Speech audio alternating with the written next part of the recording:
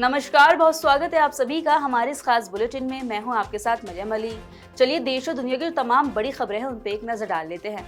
Israel और America ने दोनों ने साथ मिलकर ईरान के तेहरान में एक तेल डिपो पर बहुत ज्यादा बड़ा हमला कर दिया। इस हमले में आपको बता दें बहुत ज्यादा बड़ा ब्लास्ट हुआ है। ऐसे में जो तेहरान है उसका पूरा आसमान आग के गोलों में तब्दील हो गया।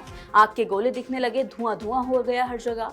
और इसी पर इजरायली सेना ने ये दावा भी किया है कि उन्होंने तेहरान के सबसे बड़े तेल डिपो पर अटैक किया, जहां से इजराइल पर और अमेरिका पर ईरान के युद्ध को लेकर गतिविधियां चल रही थी। युद्ध को लेकर जो हमले ईरान की तरफ से किए जा रहे थे उसको उन्होंने नष्ट कर दिया है। युद्ध के इस विस्तार के बीच अमेरिकी राष्ट्रपति डोनाल्ड ट्रंप ने बेहद सख्त रुख अपनाते हुए एक लंबे समय से लंबित हस्तक्षेप करार दिया है।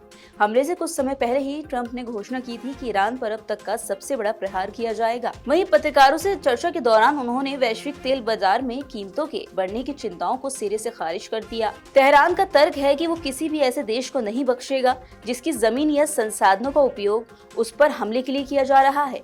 उधर 11वें दिन तक आते आते ये युद्ध अब केवल दो देशों का विवाद नहीं रहा, बल्कि एक ऐसा वैश्विक संकट बन गया है जो आने वाले समय में अंतर्राष्ट्रीय राजनीति और ऊर्जा सुरक्षा की पूरी तस्वीर बदल सकता है। उधर पश्चिम एशिया में जो ये युद्ध चल रहा है उसकी वजह से गैस की कमी को लेकर काफी ज्यादा प्रभाव काफी अन्य देशों पर पड़ा है। उसमें भारत भी शामिल है। आपको बता दें कि भारत में गैस की सबसे ज्यादा सप्लाई कतर से होती है। ऐसे में कतर ने अब ये सप्लाई रोक दी है, प्रभावित हुआ है ये रास्ता।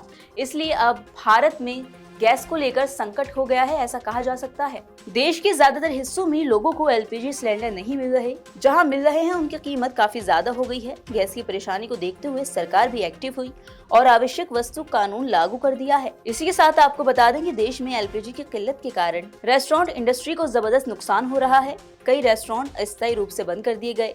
National restaurants association of India के उपाध्यक्ष और रेस्टोरेंट कारोबारी जोरावर काला ने कहा कि अगर एलपीजी सिलेंडर आपूर्ति में कमी जारी रही तो रेस्टोरेंट इंडस्ट्री को रोजाना करीब 1200 से 1300 करोड़ रुपए का नुकसान हो सकता है। वहीं आपको बता दें कि संसद में बजट सत्र के दूसरे चरण का आज तीसरा दिन है। ऐसे में आज भी लोकसभा स्पीकर ओम बिरला को हटाने के लिए जो विपक्ष का अविश्वास प्रस्ताव था उस पर चर्चा हो सकती है।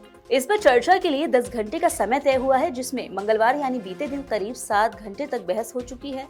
उधर बीते दिन सत्र के दूसरे दिन विपक्षी सांसद ओम बिरला पर सदन की कार्यवाही में पक्षपात का आरोप लगाते हुए अविश्वास प्रस्ताव लाए गए थे। 50 से ज्यादा सांसदों के प्रस्ताव के समर्थन में वोट करने के बाद पीठासीन अधिकारी ने इसे सदन में पेश करने और चर्चा की मंजूरी दी थी।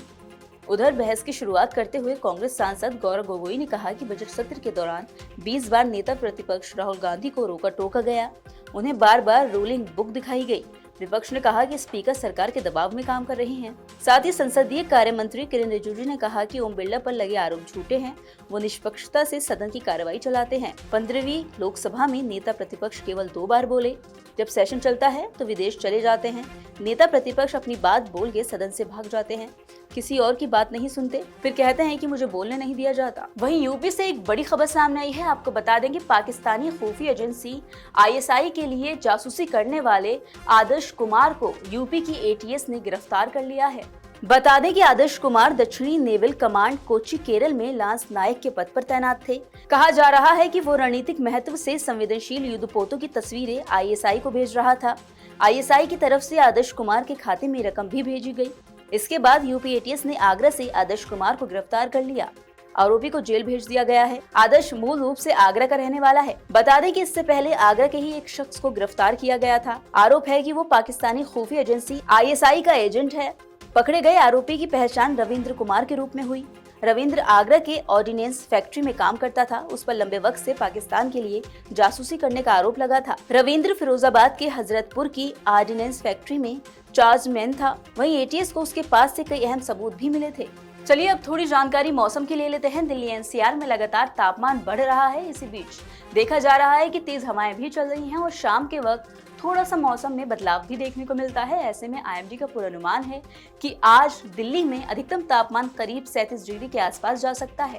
राजधानी के बेस स्टेशन सफदरजंग वेधशाला में 7 मार्च 2026 को अधिकतम तापमान 35.7 डिग्री सेल्सियस दर्ज किया गया, जो सामान्य से करीब 7.3 डिग्री ज्यादा है। ये तापमान पिछले 50 सालों में मार्च के पहले हफ्ते का सबसे ज्यादा तापमान बन गया।